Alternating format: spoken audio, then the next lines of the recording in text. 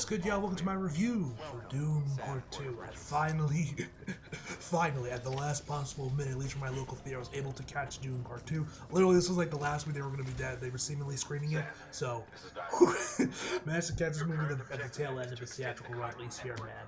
So yeah, didn't end up getting a chance to see this movie in IMAX, but, you know, it is what it is. Anyway, man, the film itself was fucking brilliant, man. Like, Dune Part 1 was obviously a cinematic masterpiece in its own right, man. And Denis Villeneuve did such an incredible job with that first film, the sound design, Hans Zimmer's score, the acting, this, that, and the third. But this film, man, my god, what an experience this movie was. Definitely, is it better than the first one? Yes, it obviously is, man. And, yeah, I'm excited to see what the future holds for Dune whenever they decide to adapt the next, like, 5 books or whatever is left. I don't know if Denis Villeneuve's coming back to direct, because I think I saw something that he does that he's not really wants to direct the sequels so much, so I don't know if they'll get someone else to do those or what, I don't know. But regardless of such, man, whenever the next Dune movie comes out, whenever that is, I'm gonna be there day one for it, man, hopefully. But yeah, man, so yeah, let's just jump right into the movie. Is of course directed by the man, the myth, the legend himself, Denis Villeneuve, and of course stars Austin Butler, Timothy Chalamet, Zendaya, Florence Pugh, Rebecca Ferguson. I'm not gonna Lié is that I don't pronounce that woman's name. I'm really proud. And many more. And the plot of Dune Part 2 is Paul Atreides unites with Chani, if I'm saying her name right. I don't know if I'm saying that right. And the Freeman, while seeking revenge against the conspirators who destroyed his family. Facing a choice between the love of his life and the fate of the universe, he must prevent a terrible future only he can foresee. Now, first of all, the cast is great. Obviously, Timothy Chalamet is fantastic. As always, he was great in the first movie. He was fantastic here. Dave Bautista's great as well. But the highlight for me, probably, for this movie, and also Javier Bardem, he was great as well. He had a lot more to do this time, was, I think the highlight of the movie for me, at least from the acting, well, there's two people that did that. Austin Butler, man, he plays, Thaiden, I'm not gonna pronounce his name. And he was amazing, man. Like, you did not even see Austin Butler, you just saw the character, man. But I was gonna say, what this man does with his voice, man, is really impressive. Like, this, Austin could have a very prosperous voiceover career if he ever decided to go that route and decided to pursue some voice acting, yeah, because he definitely has the chops for it, man. Because what he was doing with his voice, this movie, man, was absolutely fantastic. Especially when you compare how he actually sounds to me, man. He sounded amazing. So yeah, shout out to him, man. Like I said, you know, he should probably try and pursue a voiceover career too, man. Try that out, because I think he would do a great job there. But that's just my personal opinion. But I think the other highlight for me from the performing side of things was Zendaya. Zendaya, I thought, was great in the first movie, man.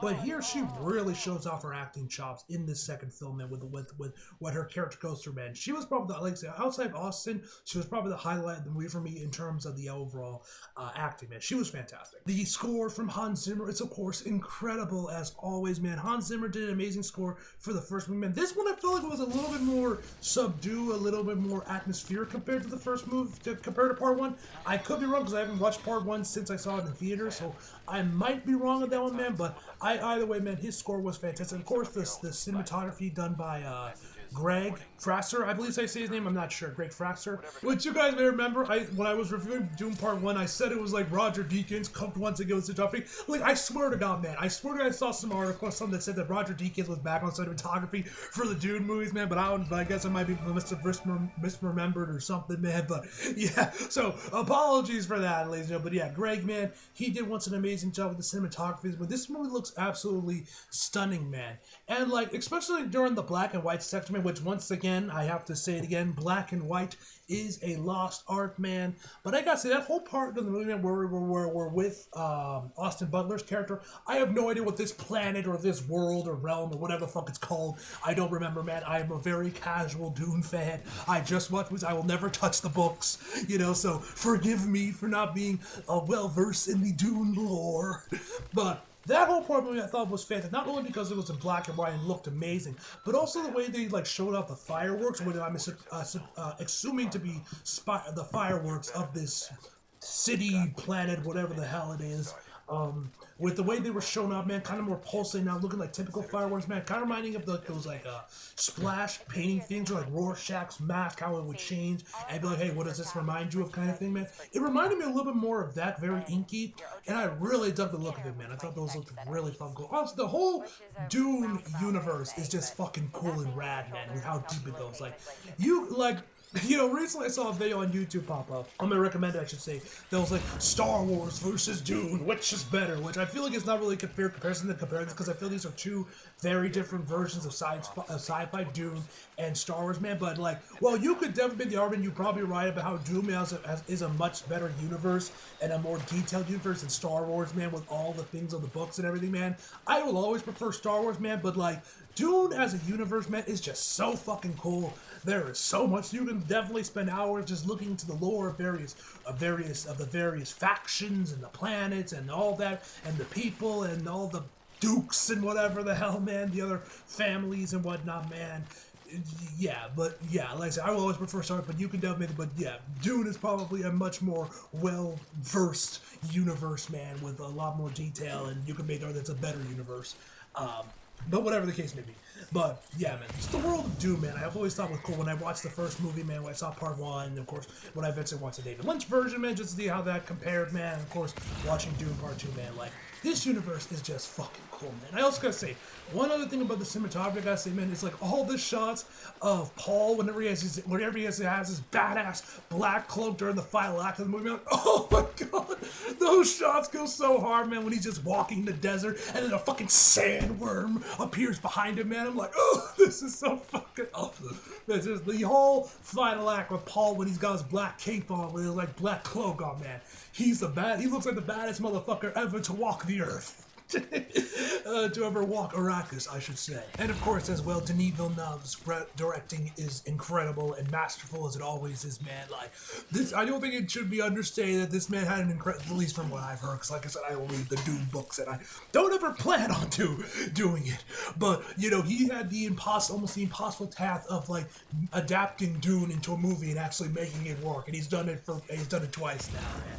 And there's also some really cool and unique creative shots he does for certain things I thought was really, really cool. I don't want to get into spoilers, but there's some really unique shots that I think how he showed off certain things was really well done. And him and, of course, obviously Greg, the cinematographer as well. They both did such a fantastic job for the movie visually, man. But yeah, just this movie's fucking incredible. And the sound design overall, just once again, was like the sound design in the first movie was fantastic, man.